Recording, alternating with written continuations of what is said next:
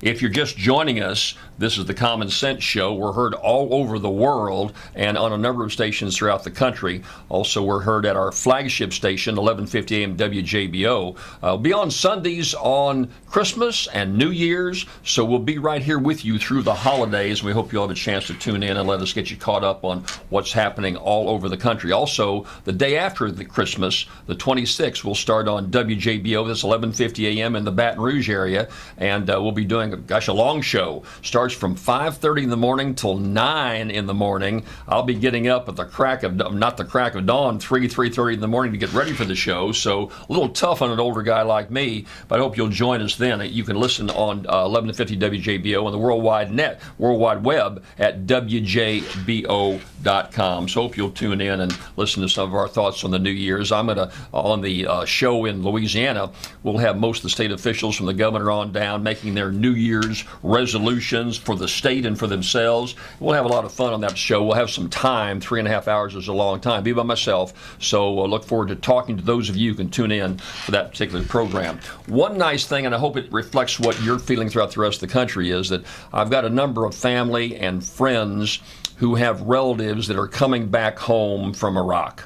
We shut down the program in Iraq, something that in my opinion we never should have gotten into, but it's such a thrill to have all these men and women coming back home, back to their families. Many of them have children. Many of the soldiers have children they've never even seen. It's been a 3 or 4 year commitment. They've never even seen these kids, so what a treat for them to come back home and get this war behind us.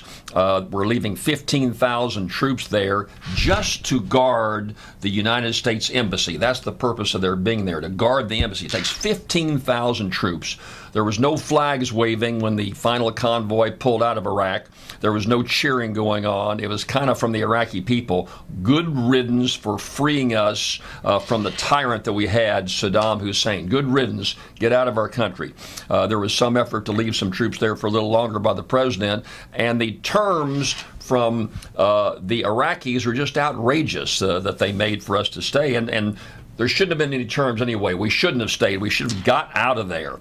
This war is not a 10-year war. We started this war back in 1991 under George H.W. Bush when we went into Iraq and fended off the attack that was being undertaken at the time by Saddam Hussein. And so for the last 21 years, we've been there holding freedom in Kuwait and fighting this battle at a tremendous cost, a cost that I don't think was worth it. 4,500 U.S. soldiers died, 30,000 wounded, many of them amputees, the second longest war in U.S. history. Remember back in 2003, we had President Bush, George Bush, there on that aircraft carrier, and he proclaimed mission accomplished. That was 2003, 8 years ago. And boy, was the mission accomplished? It was not. We didn't win that war. We just kind of stabilized a situation there. And now, for obvious reasons, 2/3 of all Americans think it was a mistake to get in. I don't think history is going to treat those who pushed us into that war well.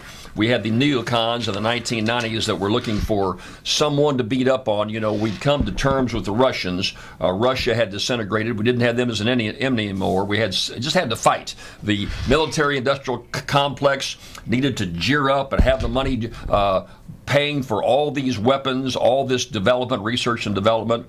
So we got into this terrible, terrible war in 2003 that I think was a tremendous mistake. You know, if we'd had a draft, if men and women had been drafted to go into this war, it would have lasted about a year because the American public just wouldn't stand for it.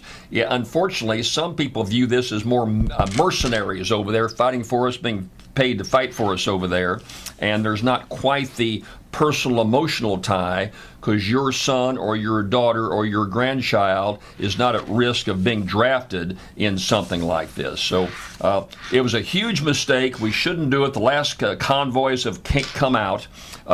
Paul Bremer, who was the first civilian representative of the United States into Iraq, he was the governor of Iraq.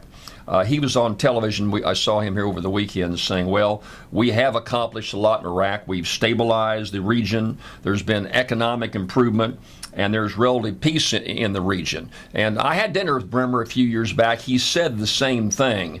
I don't buy it, because if you take the attitude that the only reason you're going in there is to stabilize the region and give some relative peace, then why aren't we all over Africa right now, that country after country is at war? You've got to have better reasoning and better goals than just stabilizing the region. We're not capable as American people to spend the hundreds of billions of dollars that we've been spending. $2 billion a month we're spending in Afghanistan right now. We're not capable of carrying on that financial commitment while people are losing their homes, where people don't have jobs, where we have economic chaos, our educational system is in the tank, healthcare, a massive problem in this country. We cannot be the world's peacekeeper. There should be some times when we go in. We do it covertly. Way Osama bin Laden was knocked out covertly. I have no problem with that. We can do a lot of more covert operations and do it by using money to spend to carry on all kinds of guerrilla warfare, but not at the cost of the Iraqi situation where we had 175,000 boots on the ground. That was a big mistake, and thank goodness the war has come to an end. Look out for our shows on day after Christmas on WJBO 1150 AM. We'll be on next Sunday, and I'll be right back after this message.